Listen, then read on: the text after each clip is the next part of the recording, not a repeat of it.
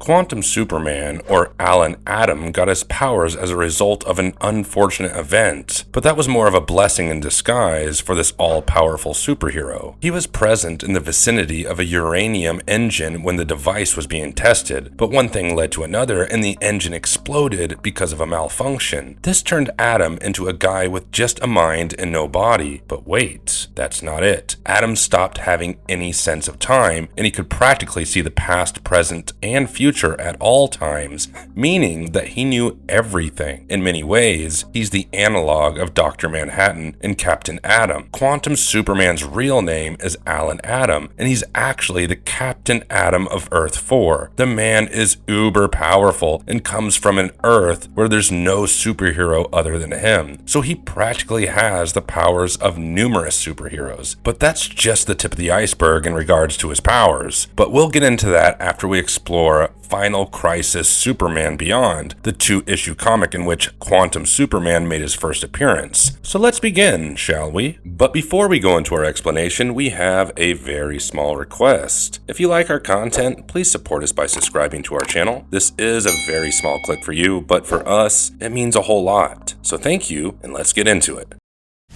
The Last Heartbeat. The issue starts on a higher world with an entirely red horizon. Someone that looks like a monitor in a huge black cape seems to be draining the life out of Superman. Before we go forward, let's just explain who monitors are. Well, when the multiverse was created with 52 different universes, each of these universes was given a monitor, a protector, who was tasked with ensuring the designed universe did not fall prey to corruption. However, every law has an exception, and not all monitors are good. Some of them fall from grace and tend to bring chaos and anarchy wherever they go. It seems that the one killing Superman was one such monitor. He says, "Your cosmic armor is no match for my eternal power. Tell me, Superman, what shall we engrave on your tombstone?" But more interestingly, the monitor tells Superman that he can hear the final heartbeat of Lois Lane, which is also the sound of Superman's failure to save everyone he loves. The scene quickly shifts to a hospital room with Lois Lane in bed, dying. It turns out that Lois Lane's heartbeat had been pierced by a shrapnel. Although the doctors had removed the shrapnel, the damage to the heart was immense, and only Clark Kent's infrared message was keeping his wife's heart pumping. If he left the place for one moment, he would lose his wife. Clark blamed himself for Lois's condition and said to his unconscious wife, "I'd do anything to take it all away. Anything." Just then, time stops for Lois and the entire world, and he hears a voice coming from behind. The voice belonging to the monitor named Zillow Vala, who was the monitor of Earth 43. As Lois Lane's life was paused, caught on a ragged breath, 400 million raindrops also froze in time, only to hang in perfect suspension. Essentially, the entire structure of existence had come to a standstill. However, Zillow Vala says, "I offer you the ultimate chance to save her. The offer comes once in all eternity. Save us, save the cosmos, and in return, you'll be rewarded with the universal medicine, the secret substance of life itself." The super medicine she was talking about was called Ultra Menstruum, simply called the bleed. But what was she offering? And what did she want in return? And what did she mean by saving the cosmos? Why was it in danger? Well, Zillow Vala explains that civilization was in a state of catastrophic decline, and in order to save it, she embarked on a journey to find the greatest super champions of the multiverse, beings who would serve her on her desperate mission. She further explains that if their world, that is universe designate 0, collapsed, all of existence would cease to exist. But they must leave immediately or else it would be too late. Clark Kent knew that the monitor was speaking the truth, and he had a decision that he had to make. Without wasting any more time, he stripped his clothes and assumed his superhero identity. A grandiose destroyer named the Echo of Midnight was hot on Zillow Vala's pursuit, and it had to be destroyed, or at least stopped. While walking out, Superman notes that the world world was blanketed by a weird gloom or perpetual twilight. Zilovala explains that it was due to an overshadow cast on the universe from outside. Zilovala and Superman rushed to her ship called the Ultima Thule. On the way, Superman asked what exactly the bleed was. The Monitor explains that it was the very matter in which 52 universes appeared for the very first time. Much like crystals are formed in solutions and diamonds are formed in coal, the universes were formed in the bleed. The substance was extremely powerful and could give a being the power to heal anyone as well as bring about absolute devastation and destruction. But no one, apart from the Monitors, could physically handle the bleed.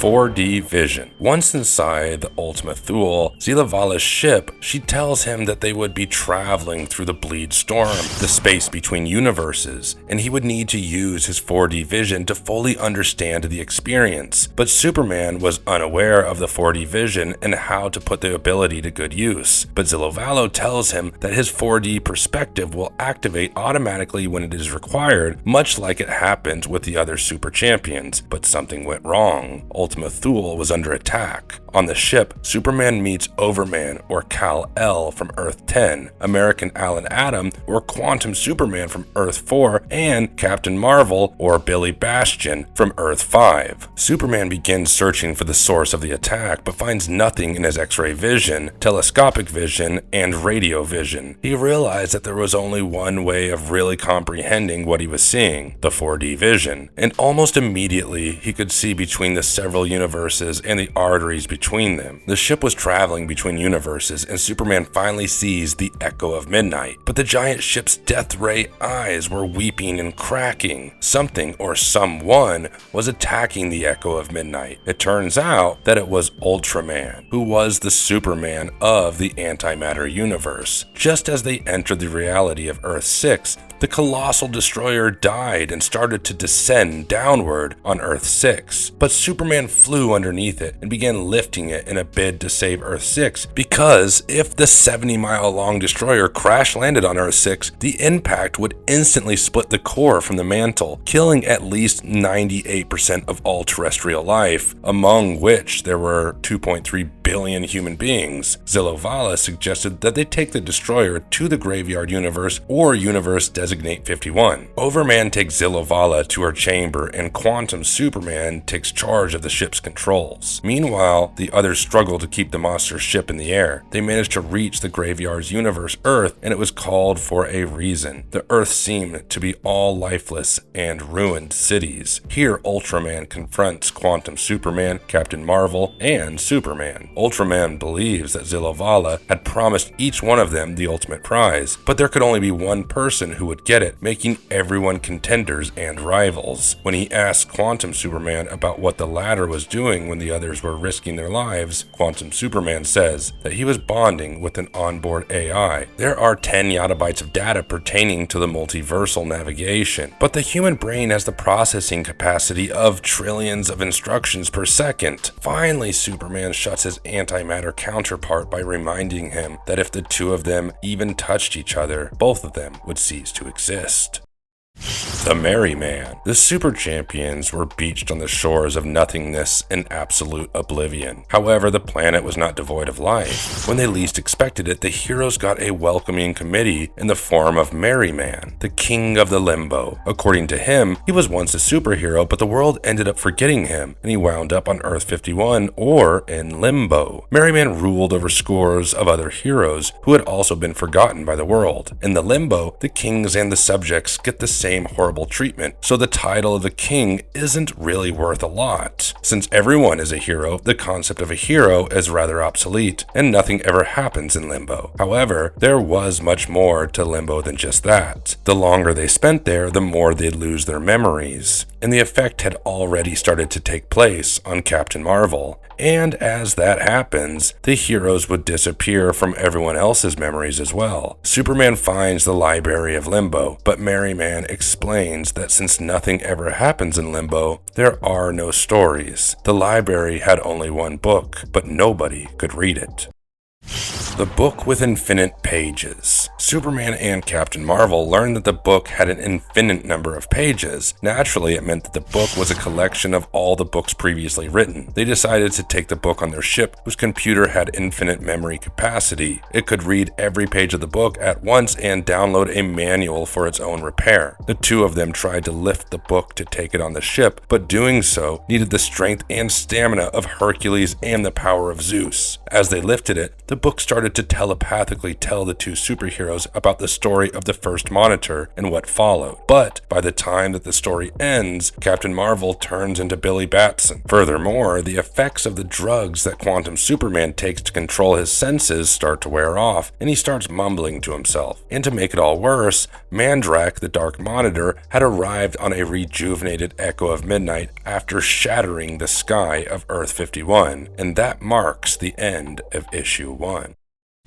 Quantum Superman's theory. Mandrak's arrival meant the arrival of a tremendous corrupting force. Its first victim was Ultraman, who had been driven insane. His pursuit of corruption had anyway been legendary across the multiverse. He reveals that he had to read the end of the book. I saw the final chapter. There is a God, and he hates us all. He's building a bridge from the void into the multiverse, crawling up from darkness to feed on the light. The book says his name is Mandrak, and life shall kneel before Mandrak and die. A war had broken out between the denizens of the graveyard Earth and Mandrak's forces. Superman was constantly requesting support from Quantum Superman, but this guy was in his own world, so to speak. He was in deep thought and was trying to contact the mind of Mandrak, the Dark Monitor, but this mind was practically a transparent and eternal void. Humans and superheroes were all so small before it, and yet they were all extremely significant. All the rules of existence were being broken, and the time had come for them to oppose the arrival of an apocalypse. Quantum Superman had been trying too hard to limit the boundaries of his powers, but all he had to do was let go of these very limits, and in the moment, he became a new Captain Atom, and there was another and another. He was soon able to tap into quantum superposition powers, creating copies of himself whose sizes were controlled by Quantum Superman himself, and each of them shared the same powers as the original. He started to demonstrate quantum superposition. When a thought robot is activated by the tremendous energies unleashed during collisions of fundamental opposing qualities, a new fusion process powered by symmetrices takes place. Right now, Quantum Superman was holding Ultraman like he was a collectible, and his laser vision had literally zero effect on Quantum Superman. Anyway, he goes on to say that he was the end game of the idea that spawned superheroes. Apparently, he was beyond conflict, but he had to return to his home world. But before going away, he asked Superman if the latter trusted in the said theory of symmetry. In simpler words, Quantum Superman theorized that two beings of opposing nature are in fact part of a symmetry, and they could combine to give rise to an entirely new being, someone that's powered by a conflicting essence. Mandrak saw humans as germs, the most despised, and Ultraman had become Mandrak's ultimate follower and the flag bearer of hate crimes. On the other hand, Superman was dedicated to justice and good, the harbinger of peace. They must unite to ensure that the most despised saved the most beloved. The only way for Superman to test this theory was to make contact with Ultraman, an event that could potentially wipe both of them off. But Quantum Superman had convinced Superman to unite the embodiments of hate and crimes and selfless acts. When that happens, the being created by the union of Superman and Ultraman reaches the Nil, the home of monitors. The new entity is essentially composed of pure thought, some sort of cosmic robot designed by a monitor named Dax Novu to stop Mandrak and his dark forces. However, Superman, being Superman, manages to take control over the combined Superman-Ultraman cosmic robot thing. But how did that happen? Well, his willpower was stronger than Ultraman's. At the home of the monitors, a monitor named Ouija Del welcomes Superman and takes him to the monitor castle. It is here that Superman learns about the real nature of the monitors. So, the monitors were basically parasitic beings who fed on the bleed to sustain and become increasingly powerful. By now, Mandrak returns and launches a scathing attack on Superman, but Mandrak inadvertently kills Zilovala, who was actually his lover. With renewed strength, Superman throws Mandrak into the abyss that surrounded Nil. With Mandrak's defeat, he and Ultraman return to Earth and help the other superheroes in defeating Mandrak's army. Later, Superman returns to Lois Lane as Clark Kent and gives her a drop of the bleed that he had collected during his fantastic adventure. She revives, and all live happily ever after. Or do they? What makes Quantum Superman so powerful? The powers and abilities of this lesser-known but impactful superhero are immense and beyond imagination. Due to his condition, he has developed insanely enhanced senses, which are collectively called quantum senses. So there's no natural division when it comes to how he perceives time. This means that he can really tell the past from the present or the future and vice versa. You may think that this is a weakness, but it actually is not, and it enables Quantum Superman to perceive the past, the present, and the future as one single entity. While humans have a two-dimensional perception, Quantum Superman has a three-dimensional perception, meaning he knows that he is a character in a comic book and he can change everything in the story apart from knowing the thought bubbles of humans reading the comic. That's some god-level power. Furthermore, his mental capacity is another unequaled feat. He can process up to 100 yottabytes of information at a time. That's 1 followed by 17 zeros or 100 quadrillion of gigabytes. The combination of his enhanced perceptive and mental capacities allows him to know practically everything, making him nigh omniscient, much like Dr. Manhattan, the super being who inspired Quantum Superman. Furthermore, he can alter reality as we know it. Among a string of uber cool powers of Quantum Superman is his enhanced telekinetic abilities, which he can use to transform and reconstruct matter, alter his own size, and perform numerous tasks that would seem impossible even for the likes of Superman. Hey, if you liked our content today, don't forget to leave a like and subscribe to us if you haven't already. And in the meantime, have a good one and be safe, and we will see you for the next episode. Thank you, everyone.